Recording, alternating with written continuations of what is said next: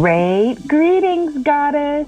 Abiola here, and welcome to the Rich Goddess Spiritpreneur Accelerator Series, where I'll be featuring here on the podcast with you master gurus who are also master teachers in my Rich Goddess Spiritpreneur Accelerator program. This is an 8-week spiritual business course for coaches, healers, gurus like you to help you to start, grow, or save your mission and your business, help you to build a tribe and to call in your abundance. So if you are wanting to stay in the loop for this program with your cute self, just join my free Spiritual Business Success Camp at unblockmybusiness.com. That is unblockmybusiness.com, where new free lessons are uploaded all the time, and you'll also receive information when you're ready to go to the next level on how to join the Rich Goddess Spiritpreneur Accelerator.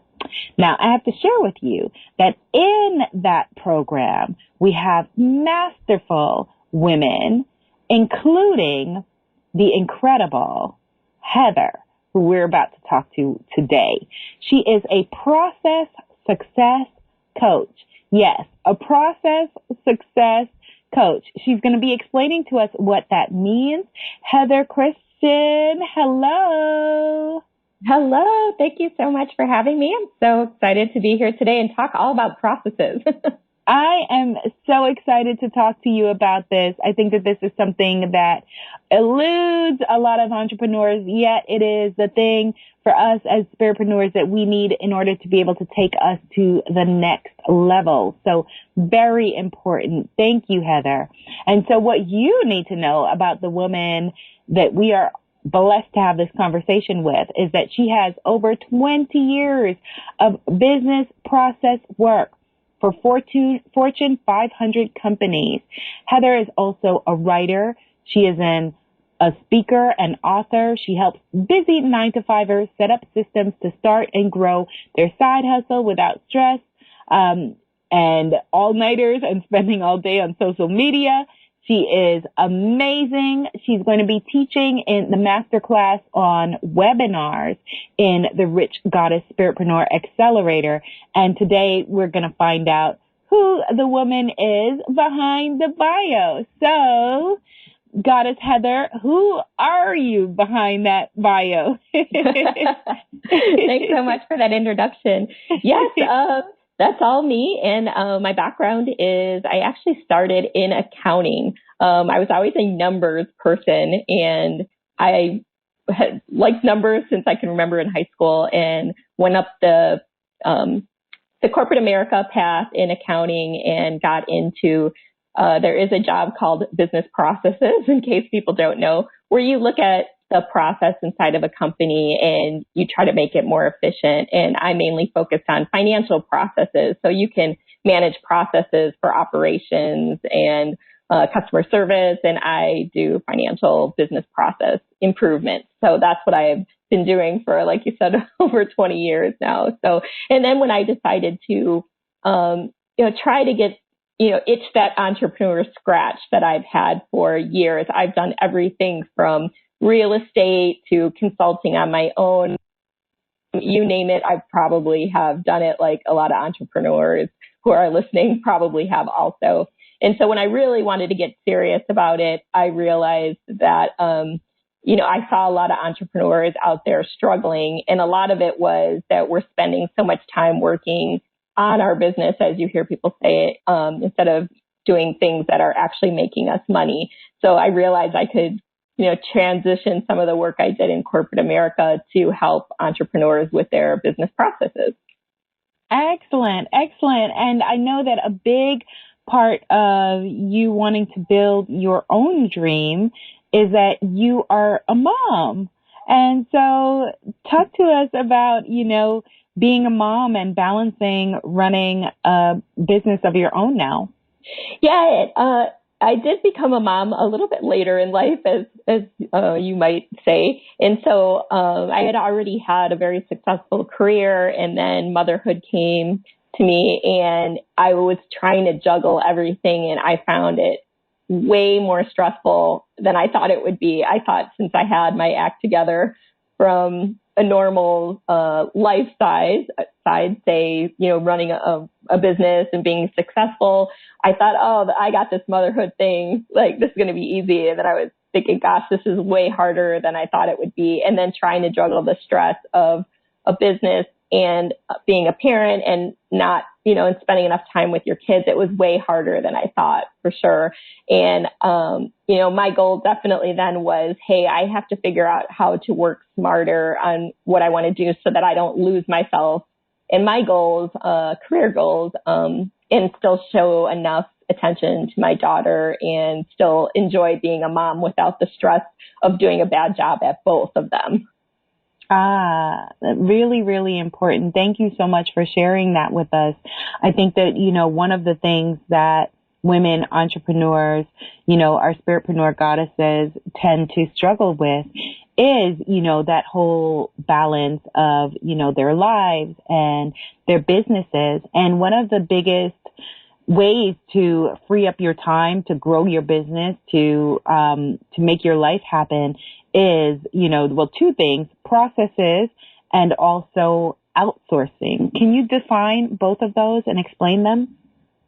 Yeah, you're exactly right. So when it comes to processes, that would be, do you have a system in place to replace some manual steps that you are doing now? If you find yourself repeatedly doing the same processes over and over, can you think of a tool and a system to automate that process, whether it be an email autoresponder, a sales funnel where you're taking a customer along the customer journey instead of reaching out to each customer one by one? Do you have a questionnaire in place so that you're funneling some of your prospects through a questionnaire system so you're not wasting your time answering prospects that might not be your ideal client?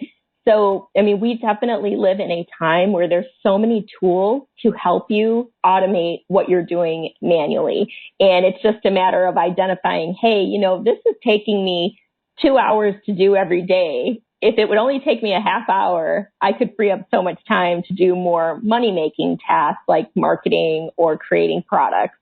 So that's the process side.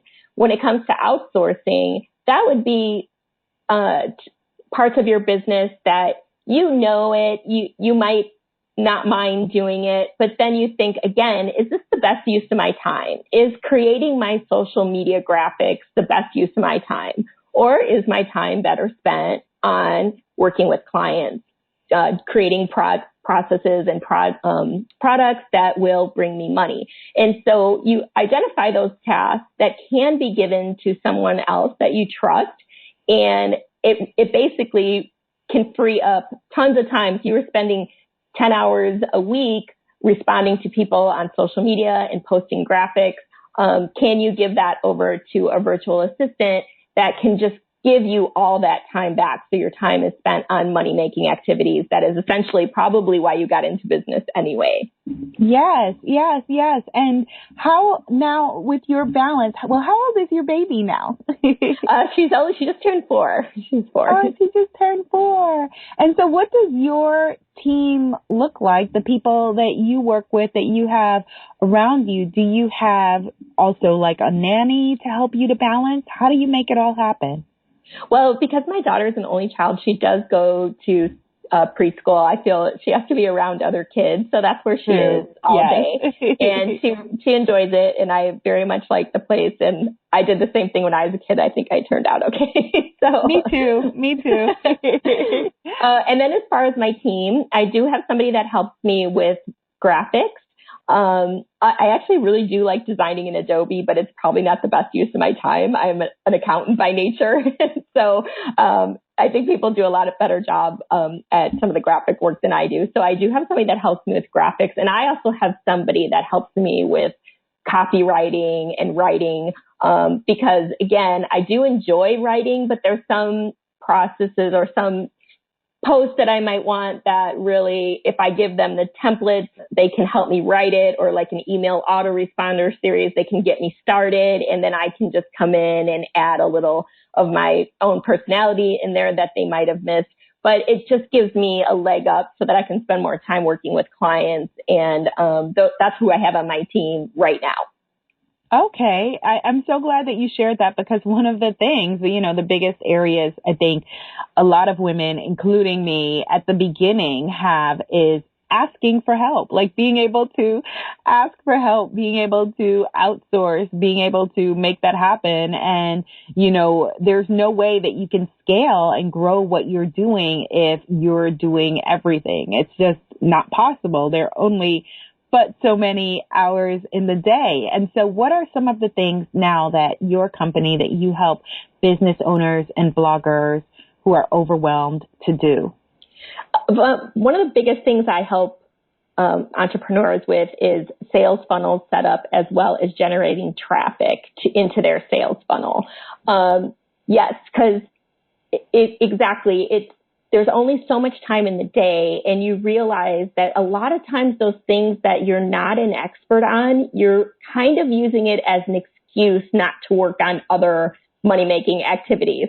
Say you're in a business that you cold call, and you know that if you cold called 20 clients a day, you'd make X amount of money. But okay, if I go and I check my email for a while, or I create this social media graphic, that'll appear that I'm busy, but I'm not really doing the things that are probably more in my zone of genius. And so it can be just a big time waster too. So anything related to sales funnels, which could be creating the landing page, creating the look of the page, and integrating an autoresponder sequence. That's when somebody finds your page and they opt into it.